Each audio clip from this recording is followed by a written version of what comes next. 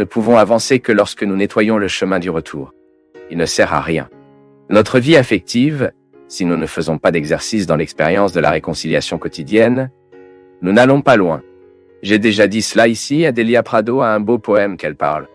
L'expérience religieuse consiste, ce n'est pas un poème, c'est un texte qu'elle a écrit, une déclaration qu'elle a faite, je ne sais pas. L'expérience religieuse se compose depuis la lecture d'un texte sacré, l'observation des fourmis qui travaillent des fourmis, et aussi un regard affectueux sur nous-mêmes. C'est la religion. C'est que vous jetez un regard amoureux. Quel est le loup aimant? C'est l'apparence de la réconciliation. Savez-vous pourquoi parfois nous ne nous pardonnons pas? C'est parce que nous ne nous engageons pas dans la deuxième partie du pardon que nous devons donner. Comment vais-je me pardonner si je continue de mal agir? N'oubliez pas que l'exercice du pardon est un contrat. Tout comme je donnais l'exemple au début du programme.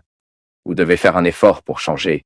Si je me pardonne, je ne fais aucun effort pour mon changement. Je continuerai à patiner et je n'obtiendrai nulle part. Et parfois nous trouvons les gens spéciaux perdant la vie, perdant du temps parce qu'ils couvrent par le passé, c'est comme du bétail, non? Je l'ai trouvé impressionnant quand j'ai découvert que le bétail mangeait. Il le mange toute la journée. Parce que cela appelle runity, non? Je ne savais pas cela. Je l'ai appris quand j'étais adulte, que je n'arrêtais pas de voir cette vache là-bas. Il semblait que ça suçait de la gomme, non? Et j'ai demandé à ma sœur, qui donne de la gomme à la vache à mâcher comme ça, non? Sida vivait dans les champs à ce moment-là. J'ai passé mes vacances à Albertos, un petit champ près de la fourmi. Et puis elle a dit, non, masque pas. La rumination et la nourriture, c'est pour extraire de la nourriture autant qu'elle peut vous en donner. Pour l'amour de Dieu, il ne sera pas ruminer le poisson que vous avez mangé, non? Jouez à l'intérieur. Sortez. Jetez à l'intérieur. Seul le bétail peut le faire. Nous ruminons d'une autre manière. Mais la nourriture qu'il a mangée, il revient et maintient ce processus. Il extrait le maximum de ce que l'herbe peut lui donner. C'est ruminant. Lorsque nous ruminions positivement nos erreurs, nous en extraons autant qu'ils peuvent nous enseigner. Et non, je reste désolé pour l'expression, mangeant mes propres vomissements. C'est malheureux. Lorsque vous continuez à vous nourrir tout le temps de ce qui n'a pas fonctionné, et que vous vous souvenez tout le temps, « Oh mon Dieu, mais je ne l'ai pas fait. Là-bas, mais je ne savais pas. » Pour l'amour de Dieu, il tourne la page. Et continuons. Nous devons le croire tout le temps, mon peuple, sinon notre vie n'est pas pratique. Elle est impossible. Il ne sert à rien d'attendre la perfection. Ça ne viendra pas à nous. Nous ne serons pas parfaits. Le maximum que nous obtiendrons est d'être saints. Et pour être saint, vous réconciliez vos imperfections avec vous-même, et que vous commencez à les travailler pour qu'ils se transforment en vertu. Le bon saint est celui qui a fait de ses péchés une grande vertu. C'est ce que l'Église nous enseigne. C'est ce que l'Église nous suggère. Le christianisme n'est que saint car il nous inspire à bien gérer nos misères. Je ne suis pas esclave de mes misères. Ce n'est pas moi qui appartiens à mes misères. Mes misères m'appartiennent. C'est comme l'exemple que j'ai donné à un ami qui est tellement jaloux de sa voiture.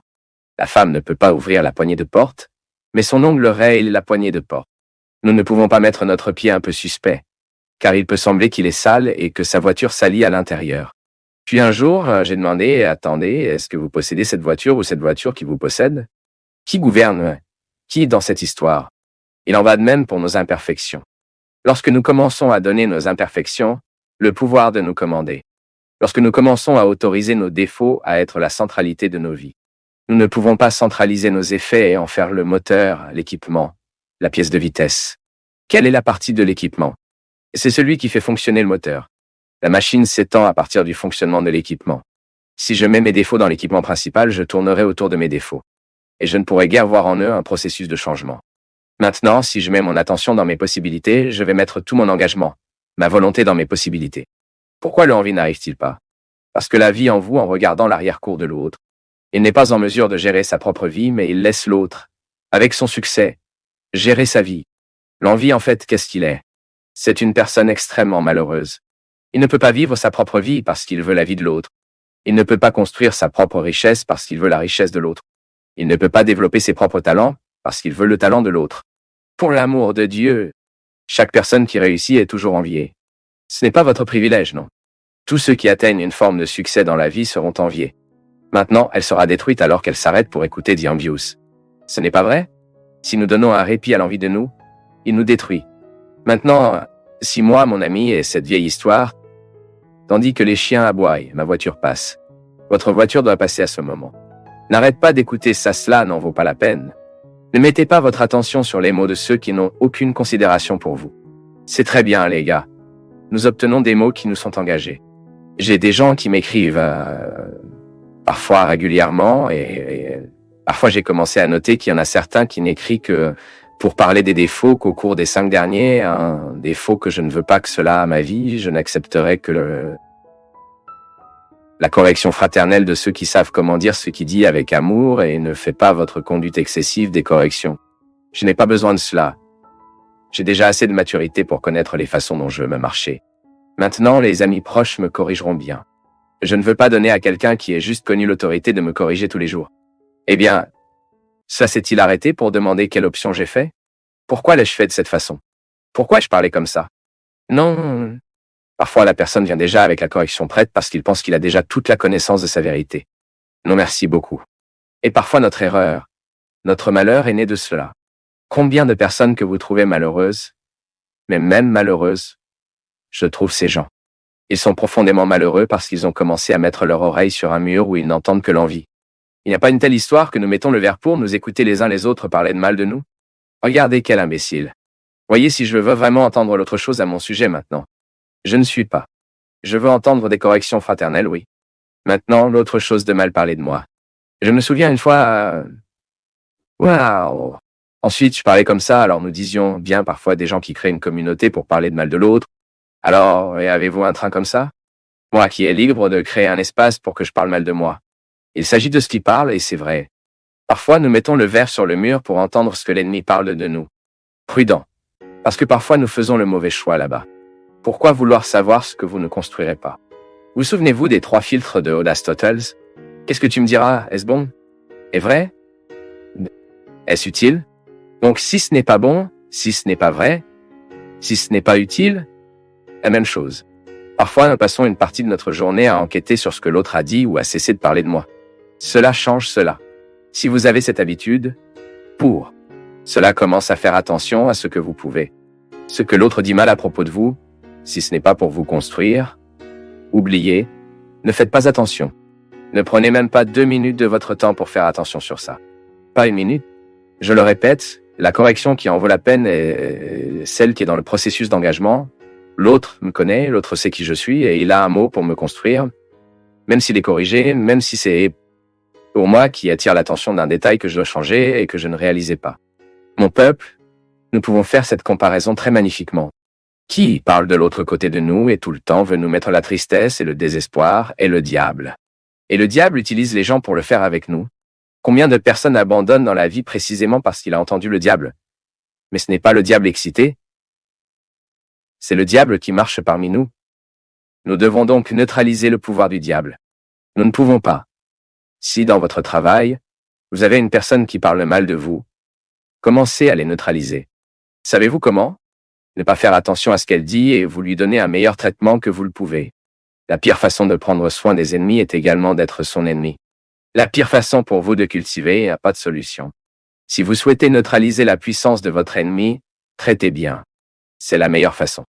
Si vous gardez la distance dont vous avez besoin parce que vous êtes votre ennemi, c'est bien. Vous avez le droit de dire « cela ne fera pas partie de ma convivialité ». Mais traitez bien chaque fois que vous en avez l'occasion. C'est une façon dont vous devez faire gagner Dieu. Dieu gagne en ce moment. Quand au lieu de nous traiter indifféremment, lorsqu'au lieu de nous traiter de manière agressive, nous changeons la règle.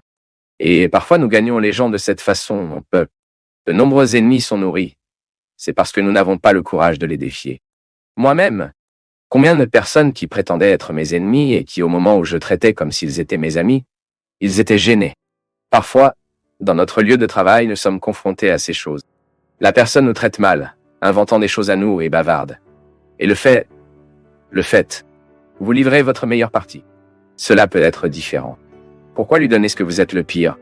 Être de niveau? Être aussi mauvaise qu'elle? Non, il n'y en a pas besoin. Dieu doit nous inspirer le processus d'amélioration. Et c'est le salut. Cela prend soin. C'est ce que Dieu m'invite, c'est ce que Dieu vous invite, et que nous ne sommes pas sortis. Alors que je donnais l'exemple de la dengue, combien de fois nous avons créé des orientations de mauvaises choses, en raison de notre négligence, de notre paresse de nous y rendre pour résoudre la situation. De jeter l'eau pourrie. De jeter le mot pourri. Je ne fais pas de je joue ce que tu as vomi en moi. Je joue ce que tu as vomi en moi. Je ne le veux pas. Je ne garderai pas ce mot d'agression, je ne garderai pas votre agressivité, car c'est à vous, c'est le résultat de votre déséquilibre. Je ne veux pas le garder en moi. C'est raison de mon. C'est votre droit. Regardez dans les yeux des gens qui vous agressent et disent cela. Gardez votre agressivité envers vous, si c'est votre pire partie. Résolvez-vous avec elle. Si c'était bon, vous le garderiez. Si vous jouez à l'extérieur, c'est parce que vous n'êtes pas satisfait d'elle. Et je ne suis pas le lieu de votre misère. Je n'ai aucune obligation d'être le dépôt de votre misère. Beaucoup de saluts de Dieu cessent de se produire dans nos vies, c'est parce que nous n'avons pas le courage de prendre cette initiative et de dire tout ce que je dis. Parfois aujourd'hui, vous serez inspiré de dire cela à beaucoup de gens avec amour, avec la fraternité, afin que cela arrête la puissance de tout ce qui est diabolique à mon sujet, à propos de vous.